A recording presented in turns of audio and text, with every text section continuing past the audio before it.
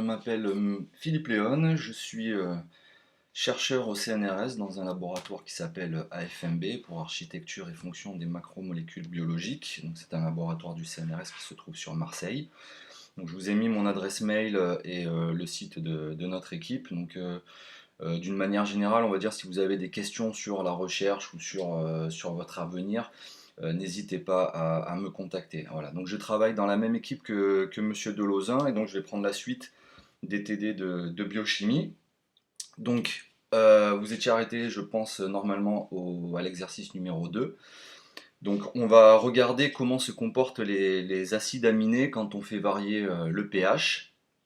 Donc, comme vous avez vu en cours, les acides aminés possèdent des protons labiles. Donc, il y en a deux au niveau de la chaîne principale avec la fonction acide et la fonction amine. Et certains résidus ont aussi un proton labile dans la chaîne latérale. Donc proton labile, ça veut dire quoi? C'est un proton qui peut s'échanger avec le milieu. Donc vous avez cette formule-là que vous connaissez très bien maintenant. Quand on part à un pH bas, ça veut dire que la solution possède beaucoup de protons. C'est la définition de l'acidité. D'accord? Donc votre milieu a déjà plein de protons. Donc il n'en a pas besoin. Donc il va laisser ceux de votre molécule tranquille. Donc votre molécule à pH acide est protonnée. Au fur et à mesure qu'on augmente le pH, on enlève des protons du milieu. Du coup, votre milieu va devenir de plus en plus avide pour les protons de votre molécule et va avoir tendance à les prendre. D'accord? Donc quand on atteint le pKa pour un proton, pour une fonction ionisable, vous allez avoir le proton qui va passer dans le milieu, qui va être retiré de votre molécule et qui va être pris par votre milieu. Au pKa, donc le pKa c'est un pH, d'accord? Quand on atteint le pH qui est égal au pKa de notre fonction ionisable, on est à l'équilibre. Donc on a 50-50. Ok? Et plus on augmente le pH, plus on enlève des protons du milieu, et donc plus votre milieu va chercher à prendre les protons de votre molécule.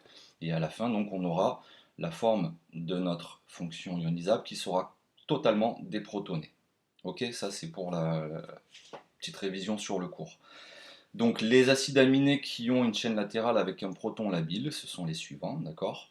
Donc là, bien sûr, ça sous-entend que vous connaissez tous vos acides aminés par cœur, que vous êtes capable d'écrire la formule développée de tous les acides aminés, ça c'est un prérequis, d'accord? Sans quoi vous ne pourrez forcément pas répondre aux questions. Donc la titration de ces acides aminés. Donc on va aussi introduire, je vais introduire ce formalisme, vous voyez, cette façon de représenter les différentes formes ionisées de l'acide aminé, d'accord? Donc c'est une formule générale, d'accord, qui est basée sur la formule qu'on a vue juste avant. Ça, c'est notre acide aminé, d'accord? Donc quand il est protoné à pH bas, il a donc le proton de la chaîne amine de la chaîne principale et le proton de la fonction carboxylate de la chaîne principale, plus le proton de la fonction carboxylate de la chaîne latérale. Donc on est avec une écriture formalisée, d'accord? C'est juste une façon de représenter la molécule de façon générale. Et vous verrez après que cette façon d'écrire, c'est beaucoup plus simple que de devoir manipuler une formule développée. Donc on part avec 3 protons, d'accord? Donc AH3, puisqu'on a 3 protons, les deux de la chaîne principale plus celui de la chaîne latérale. Et la charge globale nette, vu qu'on a une charge positive là, et là les deux protons n'induisent pas de charge, donc on a une charge positive, donc AH3+. On augmente le pH, on arrive au pKa, on a l'équilibre pour la première fonction carboxylique de la chaîne principale. Donc ce proton dégage, ça introduit une charge négative, donc nouveau formalisme, AH2, puisqu'on a perdu un proton. Et maintenant, on a une forme plus-moins, c'est la forme Zwitterion. D'accord? Donc on a des charges, une charge positive et une charge négative, mais qui s'annulent. Donc on a une charge globale nette qui est nulle. Donc c'est la définition du Zwitterion. Donc la forme Zwitterion de l'acide aspartique, c'est celle-là, d'accord? Avec ce formalisme-là. On continue d'augmenter le pH. On a le proton de la chaîne latérale qui s'en va. Donc on a perdu un proton, AH, et maintenant on a deux charges négatives et une seule charge positive, donc on a une charge globale nette qui est de -1, donc AH-. On continue d'augmenter le pH, cette fois c'est le proton de la chaîne principale qui est resté de la fonction amine qui s'en va, donc on n'a plus de proton A, et maintenant on a deux charges négatives et aucune charge positive, donc 2-. D'accord? Voilà. Le glutamate c'est la même chose, d'accord, avec toujours le même formalisme. Ok, voilà. Donc encore une fois, ce que je vous conseille, c'est de faire la même chose pour tous les acides aminés pour apprendre à les écrire et à reconnaître les chaînes latérales. L'histidine, donc on commence avec toujours 3 protons, les deux de la chaîne principale plus celui de la chaîne latérale. Maintenant, par contre, on a deux charges positives.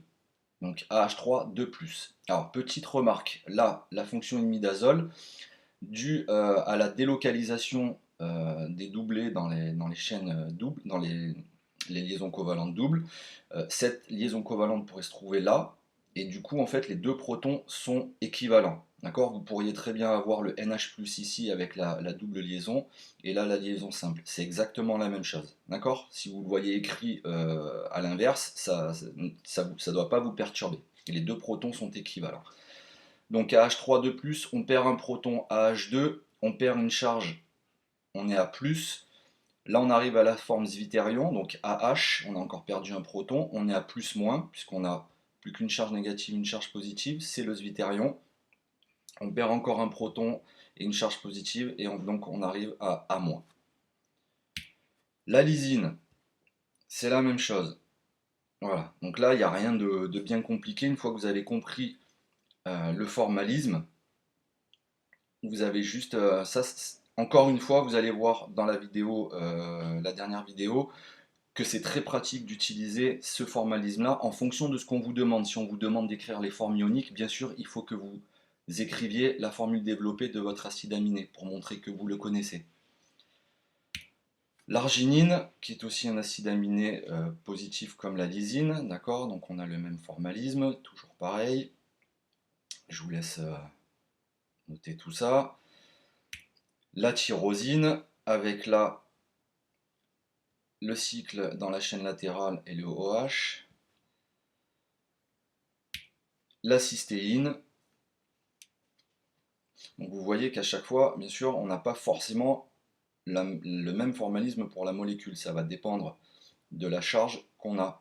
D'accord? Mais à chaque fois, on part donc avec 3 protons. Au fur et à mesure, on déprotonne. Et on voit donc, justement, ce qu'on voit, c'est que la charge globale nette va varier en fonction du pH. Donc à chaque fois, on part, quand on est à pH bas, acide, on est protoné, d'accord? Donc on est chargé positivement. Au fur et à mesure qu'on augmente le pH, on déprotonne. Les protons passent dans le milieu qui devient de moins en moins acide, donc de plus en plus avide pour les protons, jusqu'à atteindre le point isoélectrique, dont la définition c'est qu'en fait la charge globale nette de votre molécule est de 0, donc ça ne veut pas dire qu'on n'a pas de charge, mais ça veut dire que la charge globale nette est nulle. Toutes les charges s'annulent. Donc forcément, quand on est au pays, on va avoir la forme zwitterion qui sera prédominante. Mais ça ne sera pas forcément la forme unique. On va le voir aussi dans une prochaine vidéo. Et on continue d'augmenter le pH, de déprotoner, et au fur et à mesure, donc, vu qu'on enlève des charges positives, on finit avec une charge globale nette négative. D'accord? Donc ça, c'est une notion importante. En faisant varier le pH, on modifie la charge globale nette de nos acides aminés.